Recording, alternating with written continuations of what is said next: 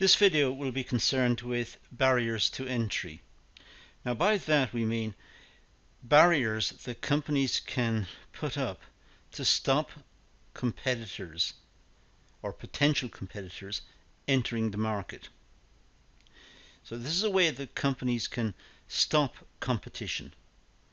Various methods that can be employed. And you can see from the bottom right hand corner of the slide that there are 59 slides in this class, so it's quite a long class. So it's highly recommended that you take a break from time to time, stop it, remember where you got to, just remember the slide number, have a break, think about it, come back and view it again. It's well worth making your own notes from the video as well. So take it easy as we go through it. It's quite a long video, so it's worth having a break. So to start, barriers to entry.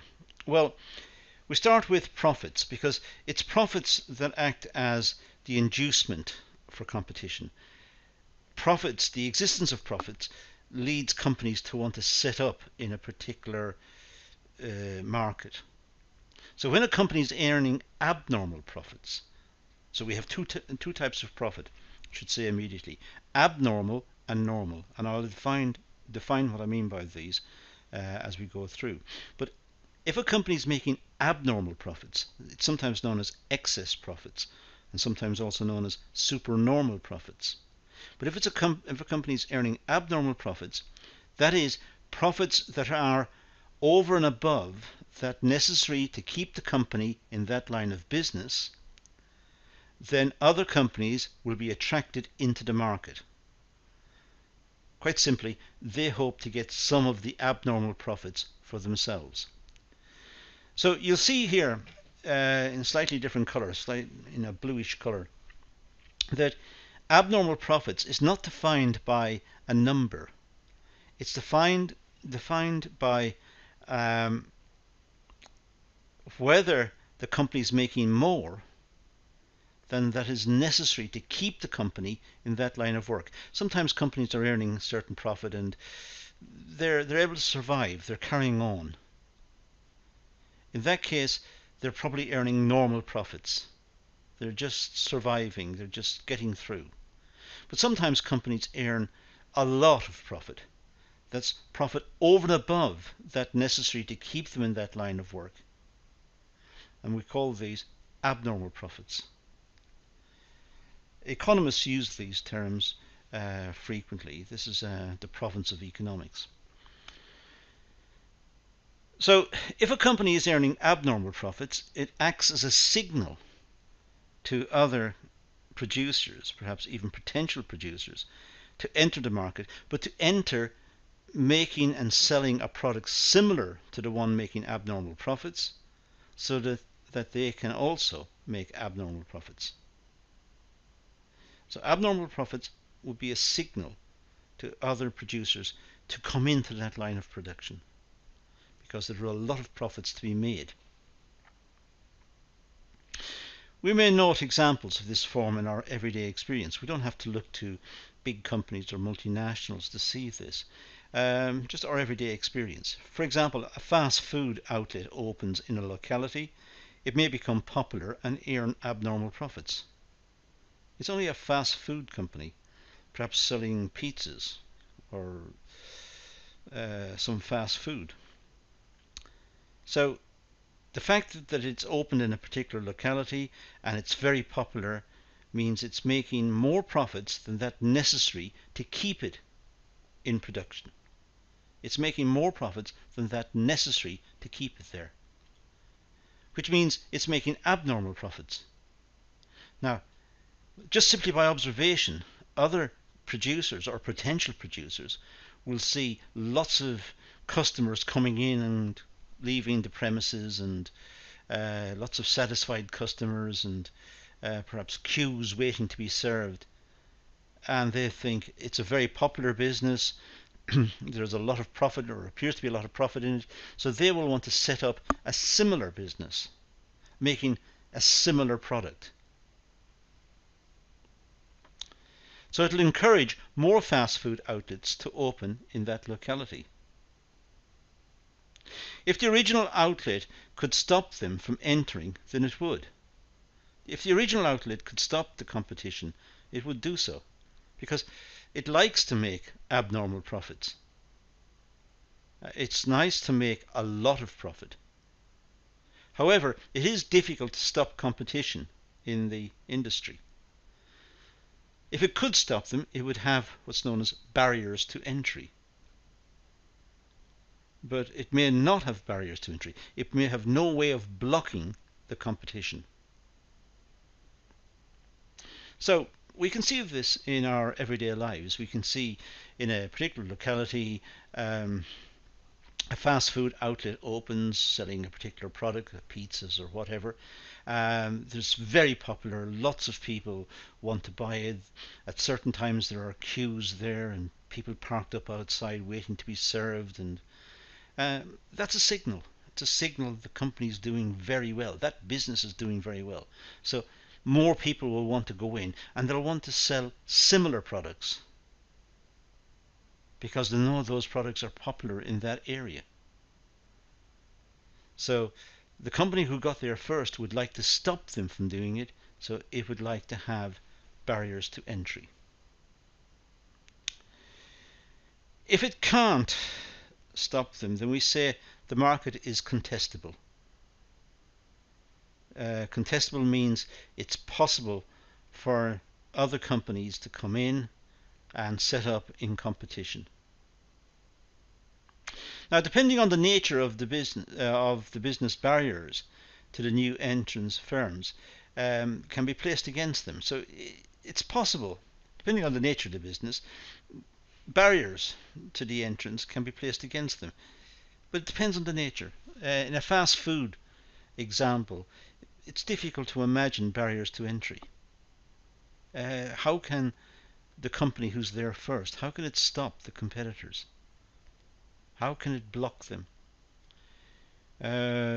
Sometimes it may be able to block them because there might be local laws saying that only one shop outlet is allowed in a particular area. Possible. That would be a barrier to entry. But by and large, it's very difficult to stop competition. If the barriers to entry, I should say, are successful, then the existing firms may expect to continue to make abnormal profits. So if they are able to block entry, if the existing company who's making a lot of profit has abnormal profits, if it's able to block the competitors coming in, then of course it'll continue to make abnormal profits. In this case, the profit incentive has been cancelled and the market is not effectively allocating resources to satisfy customer wants. The customers are not being satisfied fully. The one who's there first, if it can block the others coming in, it could put its price up, for example. So customers have to pay a higher price. Or it may have reduced service because it doesn't have to try that hard. The people want it, they just have to wait. So it doesn't try to please the customer, perhaps. So the market has been cancelled. By blocking competition, in a sense, it's blocked or stopped the market from working.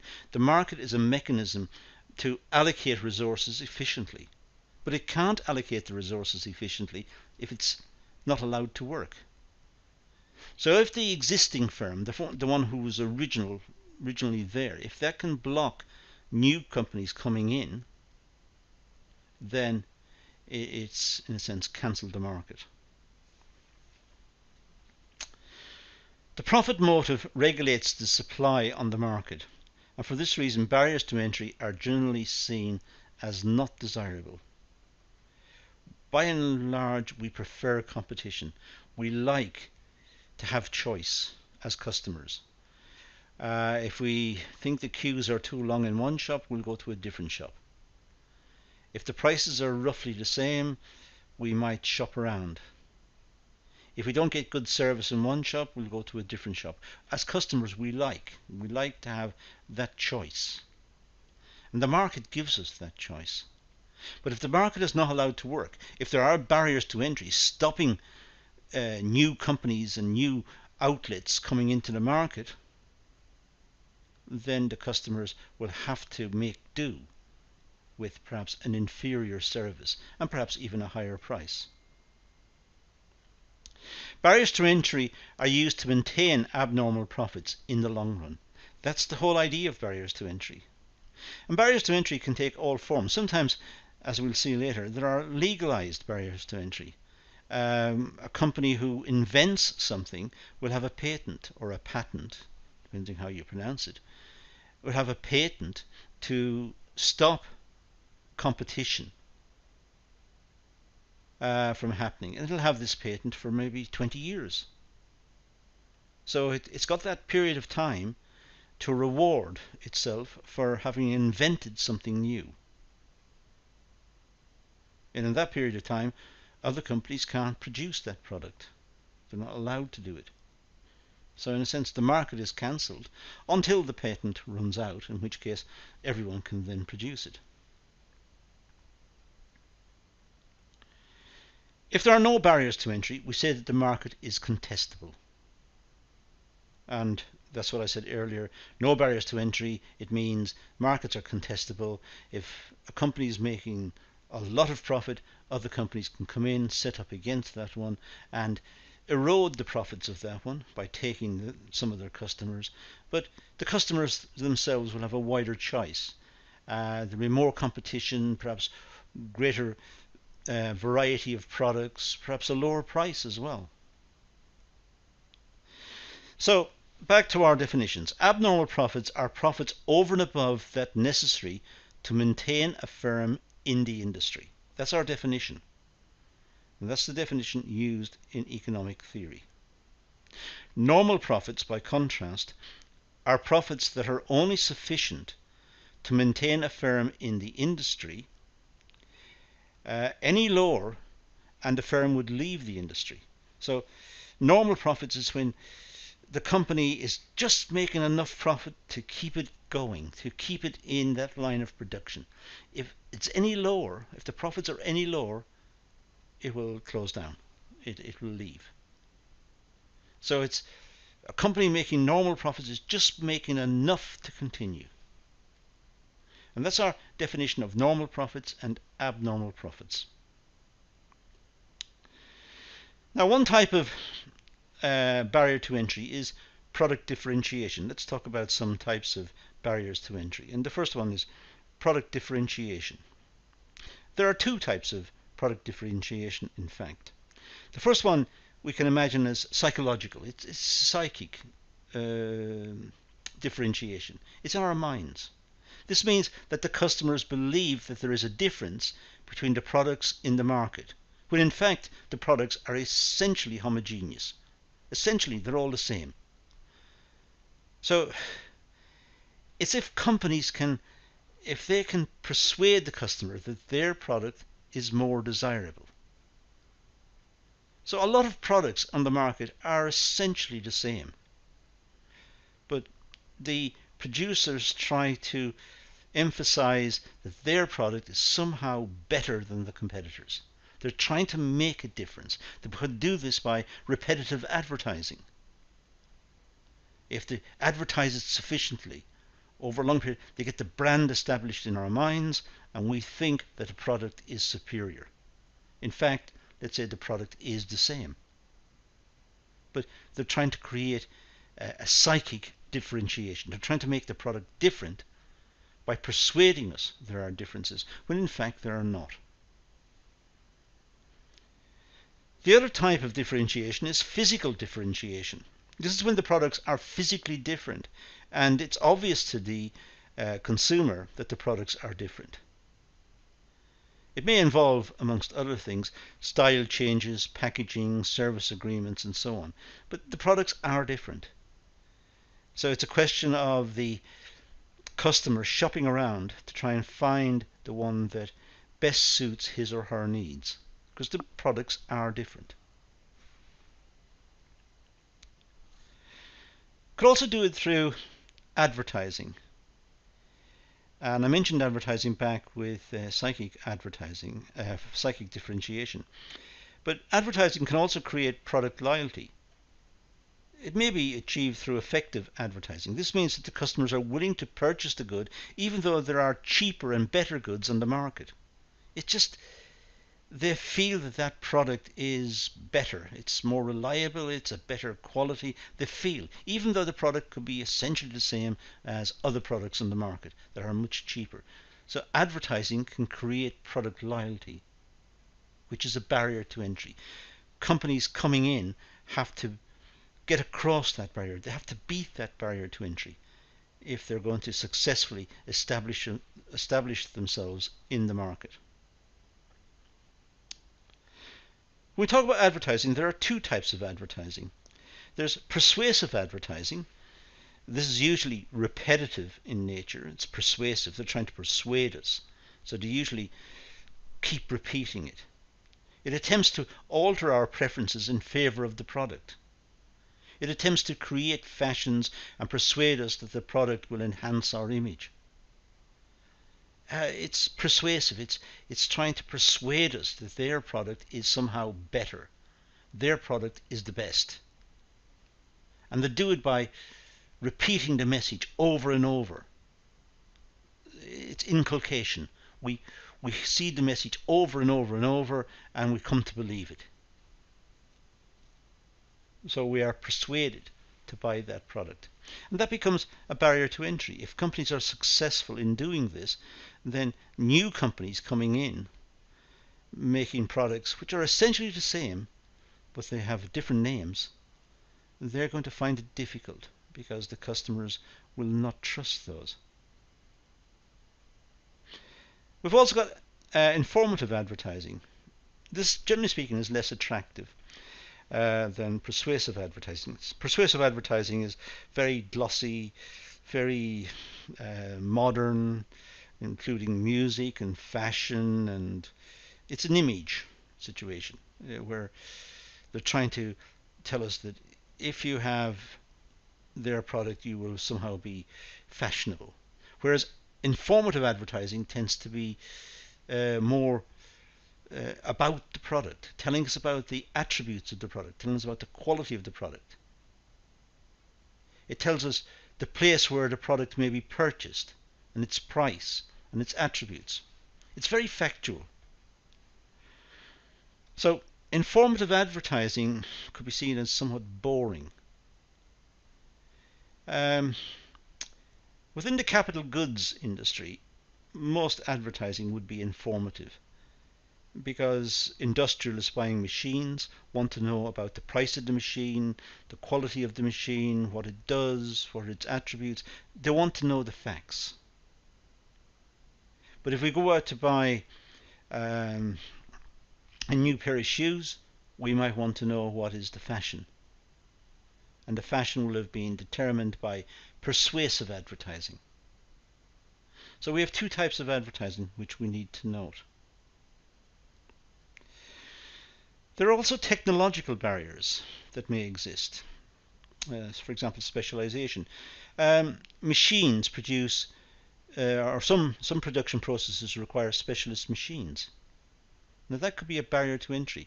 It means if you're going to make this product, you're going to have this specialized machine. You can't make it without that. And that may be a barrier to entry. There's also skills. Labour shortages of a specialised nature may act as a barrier to entry of new firms into the industry. So sometimes products are highly specialised, and that means they have a barrier to entry. Not everyone can set up against that company. They have to have access to those machines and be able to recruit specialist workers. So technological barriers may stop new competition from taking place. It's also a technological barrier that product design and ingredients and composition could be an issue. If the product is made from some obscure compound, perhaps some chemical compound, or if the design or ingredients are difficult to copy, then that would be a barrier to entry. So the product may be on the market, it may be some sort of household product on the market, but it's very difficult for competitors to copy it because they can't get that particular design or ingredients, or they can't make the product. And perhaps they could make products out of other compounds, but it won't be the same. So it's a technological barrier. Capital is also a barrier to entry. A shortage of capital will act as a barrier to entry. If a potential entrant cannot raise the funds to set up in business, then this is an obstacle or a barrier. Even with the fast food example we talked about earlier, if a business sees an established business making a lot of abnormal profit, making lots of profit, lots of people, queues trying to get the product and so on, and it wants to go in and compete, it still has to raise the capital to open an outlet. It still has to recruit staff and train them and go through all of the expenses. And it may not be able to raise that capital. So that could be a barrier to entry. Skills are also a barrier to entry. A labour shortage may mean that a potential entrant cannot get the skilled workers necessary to start up in business. Perhaps the particular business requires very specialised skills. We may know, for example, that some companies in, let's say, in computing, lead the world with certain products, and we think if we could make a similar product, we could compete with them. The problem is, where do we get the programmers to write the programs? Is there a ready supply of skilled labour to do that? So the availability of skilled workers is also a potential barrier to entry. There are also legal, patents and copyright issues. Inventors and innovators are given a period during which competition is not allowed. Simply, the government wants to reward invention. So if someone comes up with a really good idea and produces a product which is very popular, they're given a monopoly. They're given legal status, they're given protection, so that they can make abnormal profits. That's their reward. And this will last for, depends on the country, but it could last for 20 years. So the company is making a lot of profit for a long period of time. But after that period, anyone can start to produce it.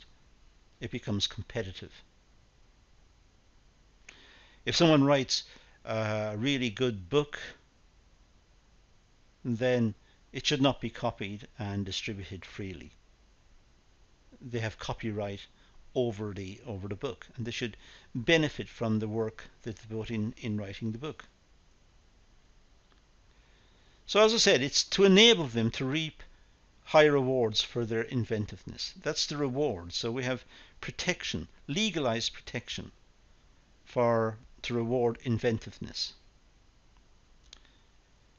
The production of certain non-dangerous goods is also controlled.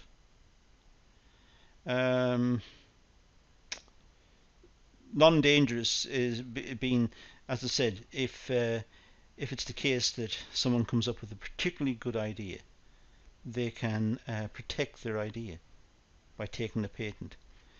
The other side of that coin is if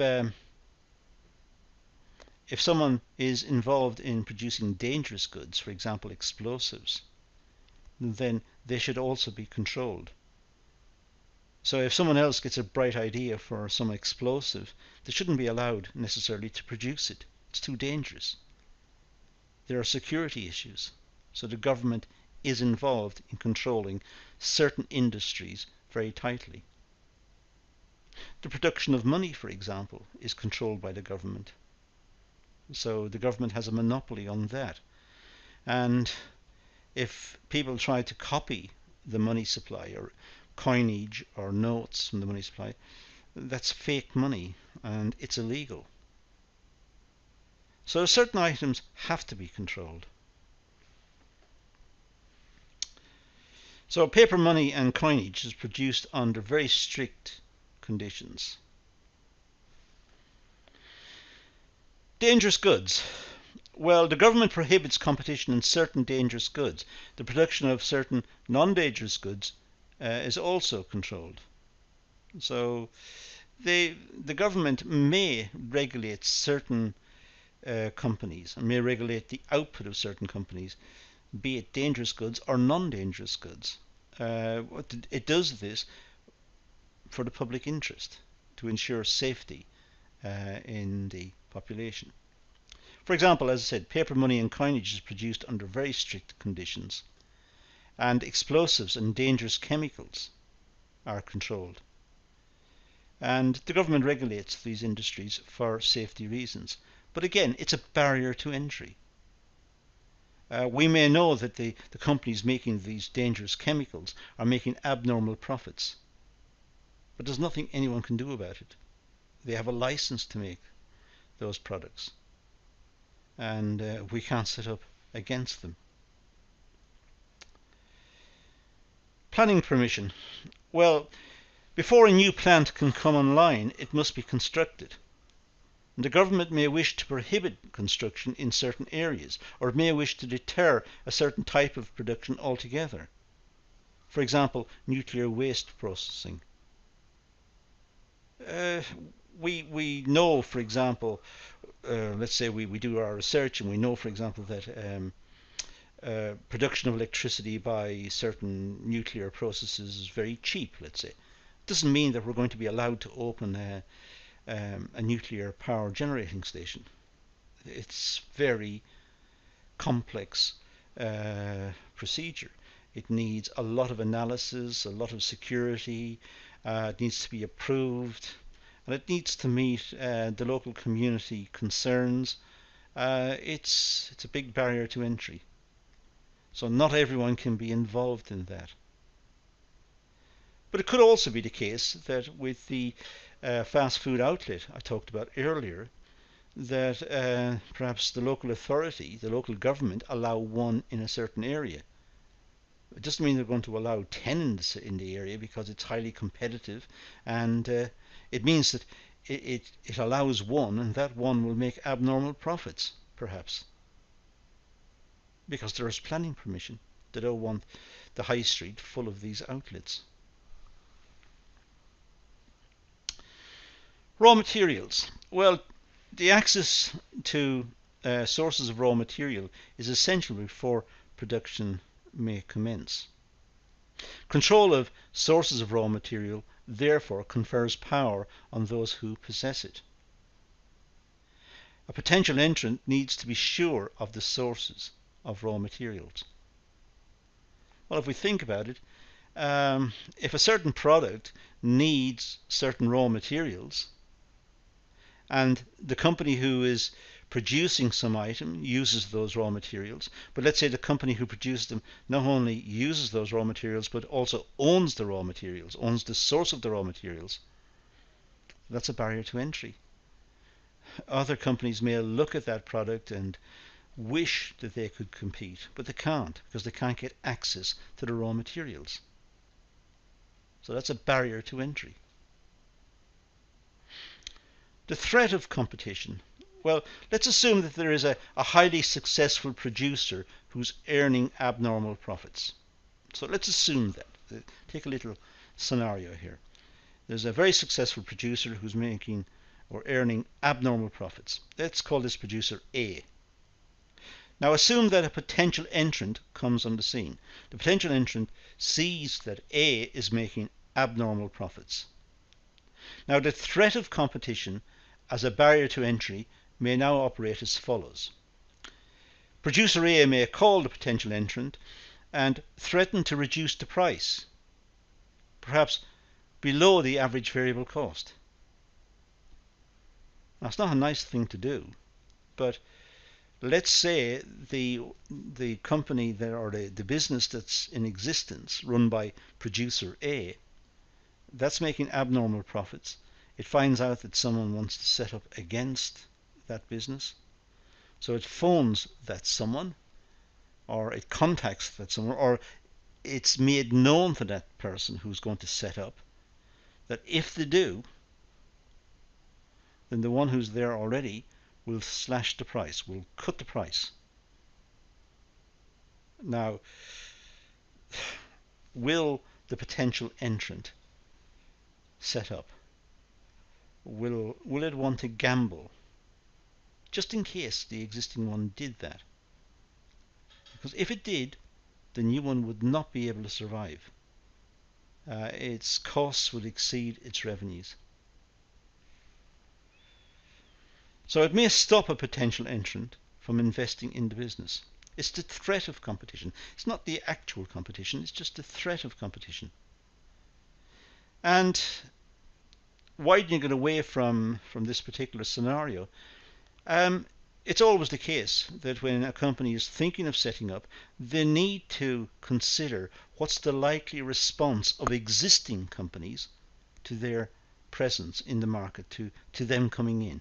Will the existing companies just continue like nothing happened, or will they respond to this? And if they do respond to it, how will they respond? Will they cut their prices? So potential entrants must also consider the likely reactions of existing producers in that market.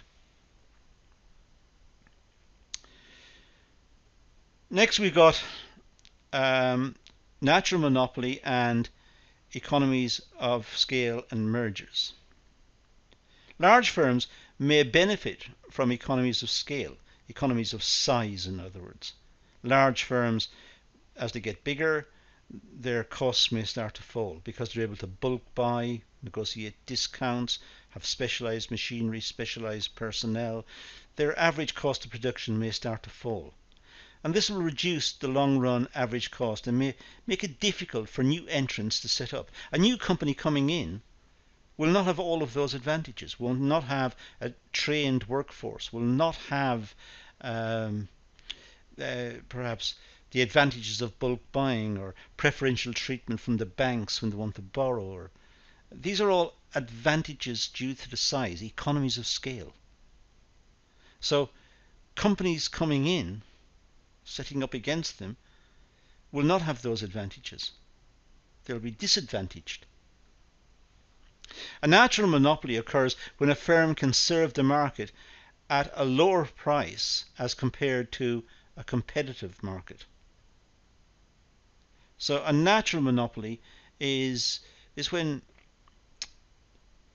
the company is able to produce and sell the product at a lower price compared to a competitive market. So sometimes the market is only big enough perhaps to have one producer. That's the size of the market. If there were two producers, there would be excess capacity. There would be waste. So two producers are too many. Perhaps the market is small, or the amount of capital necessary to produce the service is in fixed quantity. So it only produces a certain amount, and that certain amount may match the existing population. So that one company can satisfy the population. If a second company sets up, there's too much capacity in the market. The most efficient way to organize the market is by having one firm only. It should be way, W-A-Y. The most efficient way to organize the market is by having one firm only. So sometimes a natural monopoly can exist. Now, financial barriers. Well, large and established firms have privileges when borrowing finance from the banks. Large firms tend to get preferential treatment. They're able to borrow at perhaps cheaper rates than new firms. New firms are seen as speculative, they're untried or untested or unknown. So the new producers will have to pay higher rates in the bank if they need finance. So smaller companies do not have the same pecuniary advantages. They don't have the same bargaining power when it comes to money, or borrowing money, or access to money. Banks, generally speaking, prefer to lend to larger companies. Now, production and distribution. Well, large companies are able to coordinate production through a better use of the division of labour and specialised machinery. Well, larger companies are able to set up efficient production systems, efficient perhaps manufacturing systems. They're able to get specialised machinery and specialised workers, and able to organise it so they're able to have the most effective division of labour within the plant, so they become most efficient. So large companies are able to configure themselves to be efficient. They also may have better distribution channels and better market knowledge gained through experience. So larger companies may be able to have better market research, better contact with their customers, better communications channels. So they're more in tune with the market, and they have a better reputation in the market. They're a bigger company. They're perhaps been a long time established, well known. They have good, efficient production and distribution systems, and that would also be a barrier to entry. So that's our talk on barriers to entry. As you can see, it's a long and quite complex talk in parts. It's well worth rerunning the video a few times and making your own notes under the various headings, because these are all examples of barriers to entry, and barriers to entry is an important concept, particularly important for entrepreneurs who are thinking of setting up in a new business. They must work on what are the barriers to entry and how can they effectively get around those, and to what extent the barriers to entry will affect them or will damage them. But that's all we're going to deal with in this video, so let's leave it at that and say thank you for watching.